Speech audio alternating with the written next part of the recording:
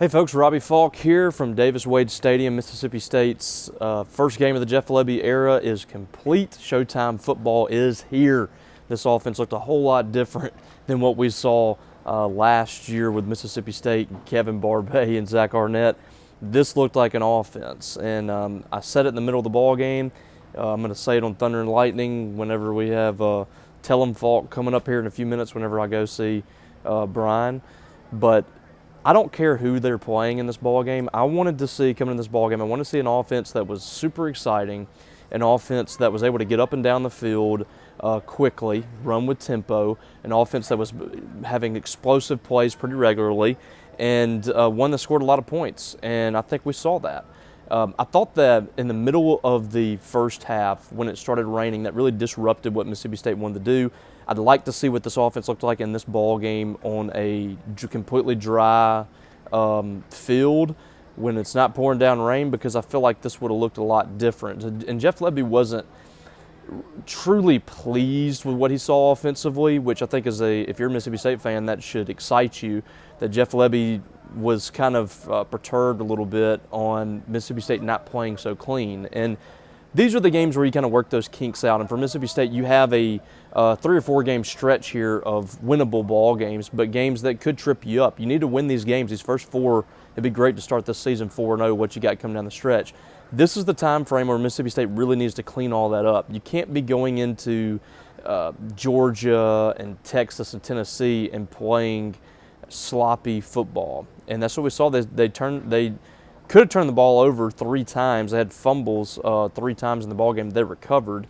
And, at the end of the day, all that matters is whether or not they turned it over. They didn't. But they were a little sloppy with the ball at times, especially running it. But they didn't lose any turnovers. They had some penalties that were, kind of silly pre-snap stuff. 4 penalties for 15 yards, so it didn't really hurt them too bad. So some things there, maybe some things with the tempo. They would like to pick things up. But for the most part, I think you look at the ball game for what it is. It's the first game of Jeff Lebby's career as a head coach. It's the first game with basically an entire new offensive personnel. There's a couple of pieces there. Kevon Lee played last year. Albert Reese played last year. But for the most part, this is a brand new offense. And it's kind of amazing that Mississippi State had that kind of turnover. But they're going to be a significantly better offense this year by default. That offense was so bad with Kevin Barbay, and we're seeing just how bad an offensive coordinator that he is when you look at what Houston did tonight against UNLV, or I guess what they didn't do. But I thought what I kind of took away from this game is a tremendous amount of control for Blake Shapen in this offense. There might have been 1 or 2 plays where I said that wasn't a good decision. I thought, and one of the worst decision he said he made tonight was the touchdown run he had. He said he missed a read. He was supposed to just hand the ball off. He ended up scrambling for the touchdown. But, the only thing that I would say about Blake Shapen is maybe be a little more aware of the hits that he's taking, because he took some tough hits in this ball game. You got to stay healthy.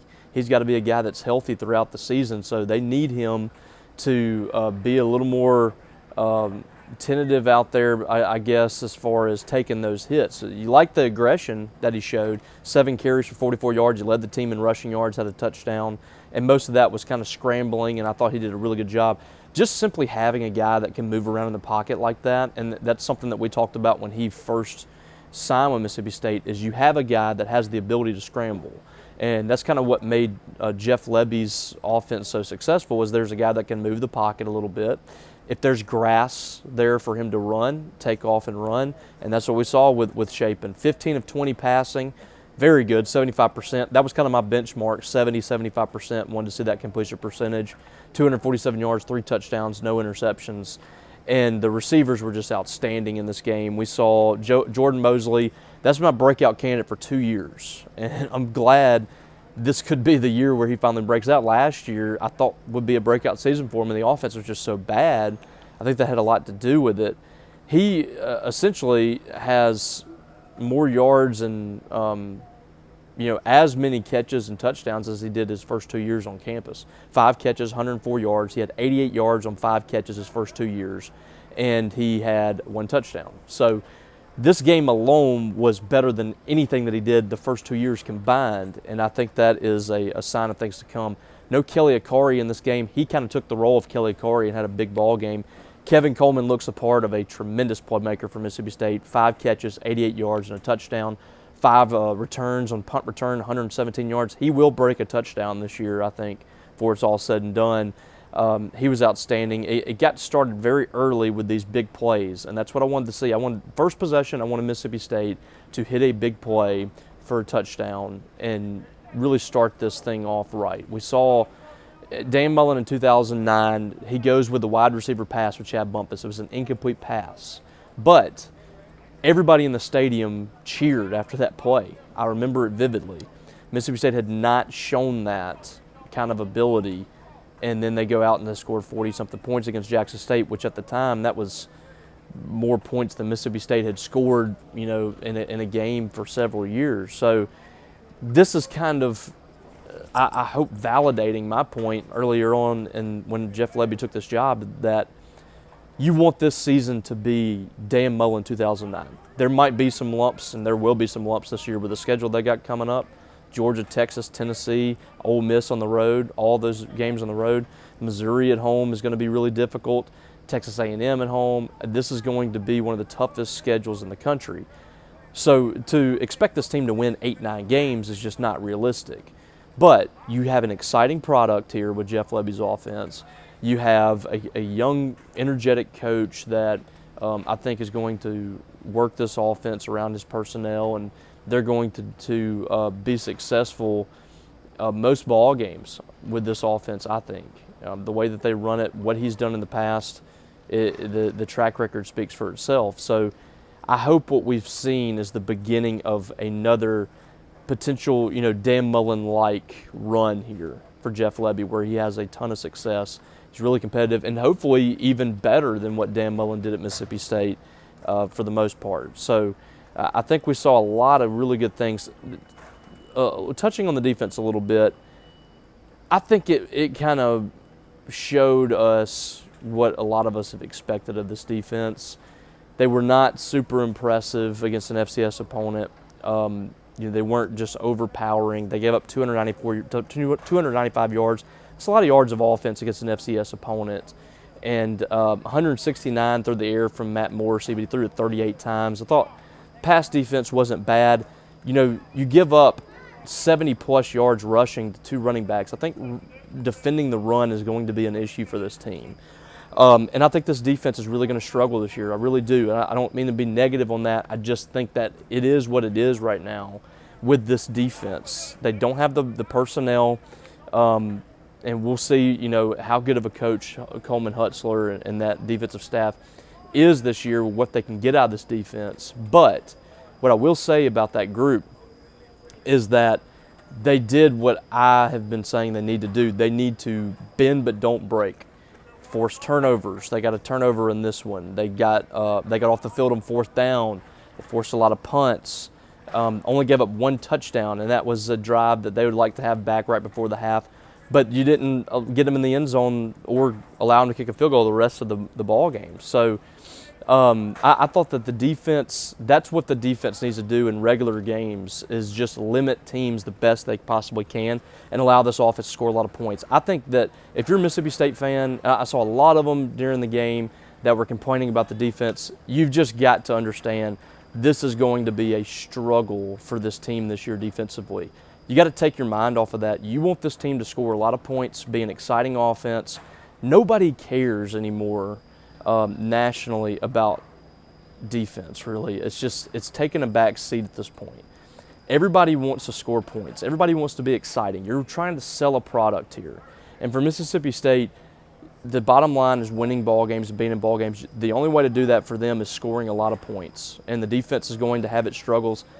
Get off the field when you can, force field goals when you can, get turnovers, and let the offense work. And if this offense is scoring, 32 to 35 points a game, Mississippi State's going to have a chance to go to a bowl. And tonight they got 56, but, a lot of that, they scored a special teams touchdown. They had a pick 6 from a true freshman. There's a lot of good that happened in this ball game, even if the defense didn't look, 100%. what you wanted it to look like. So I think there's some nothing but good takeaways for me in this game. Even with the defense struggling at times, I thought it was still a game that you can leave it and say that was a positive ball game for us. So 1-0 on the season. I like Jeff Lebby a lot. I think he is going to be successful at Mississippi State. Love this offense. One of my favorite offenses in the entire country.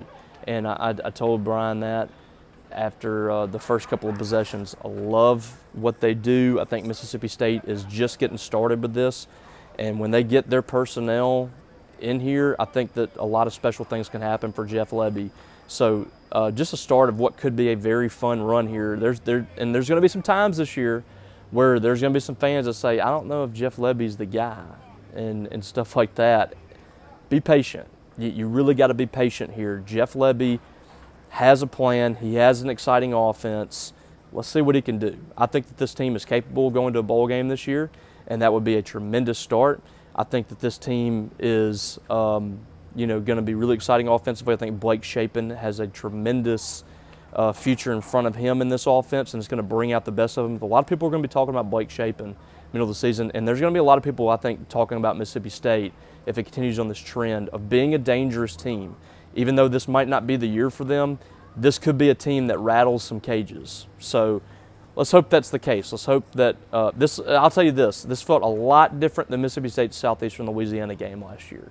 I'm leaving this game feeling a lot more optimistic about Mississippi State than I did last year during that game, and I'd like to go back and watch that video to see what my thoughts were. But all in all, a really good ball game by Mississippi State in most phases. And now you got to go to Arizona State.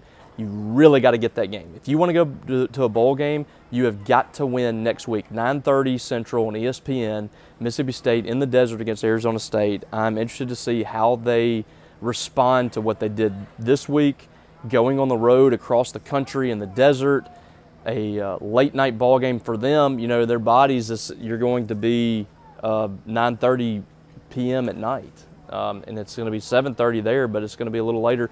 You're going to be getting in on Sunday, sometime around lunch. It's going to be tough on their bodies. So this little stretch here, these first three games, is going to be really challenging for Mississippi State. It might not feel that way from an opponent standpoint. Arizona State really struggled last year. They got a lot of changeover this year. Toledo coming up. I know they're usually a pesky team. They have a really good offense, but this is going to be a challenging first three games. If Mississippi State can get through these first three games with wins and get into that Florida game, I think this place is going to be rocking. I think everybody's going to be excited, and then you start to try to navigate how are they going to get to a bowl, and you're looking for, if you somehow start 4-0, 2 more wins. And there are some winnable games, as tough as that schedule is. If you're 4-0, there are some winnable games in that schedule to get you there. So this is going to be an interesting journey. This season is going to be a lot of ups and downs. For Mississippi State fans, it's not going to be fun at some times because you're going to have Ole Miss who's going to be doing good things this year. But it's one of those things where you got to stay along for the ride. You got to be patient this year. I think that I really like Jeff Lebby a lot. I think there's a big future ahead here. So we'll see what happens. We'll be along for the ride. I won't be in Arizona next week, but we'll be following, and I'm looking forward to seeing where that takes us. All right, guys, appreciate y'all. Don't forget to subscribe to this channel. We will have a Talking Dogs Live on Monday night to kind of get your thoughts on it. I'll talk to you guys as we always do and get your questions, comments, things of that nature. We'll do that probably around 6. I'll let you guys know on Twitter. But subscribe to this channel if you don't already. We've had a really good turnout of you guys over the last few months since we started this channel, and I appreciate your support. A great week for us at Maroon and White Daily. We were one of the tops on the entire network in new signups. So come see what everybody is clamoring for over there. A lot of it has to do with our community of posters. We love our members. We have a great message board, vibrant message board. Six Pack Speak is over there as well, the free board. So we would love to have you. Come check us out. We don't have that deal anymore. We had a great deal. If you missed it this week, I apologize. But we'd love to have you come try us out and see what we're all about at Maroon and White Daily and On 3 Sports. All right, guys, appreciate y'all. I hope you had a great weekend. Have a safe weekend the rest of this weekend, and enjoy Labor Day also on Monday, as we, you know, you guys, I guess, have a day off, but I don't. So enjoy it. Appreciate y'all.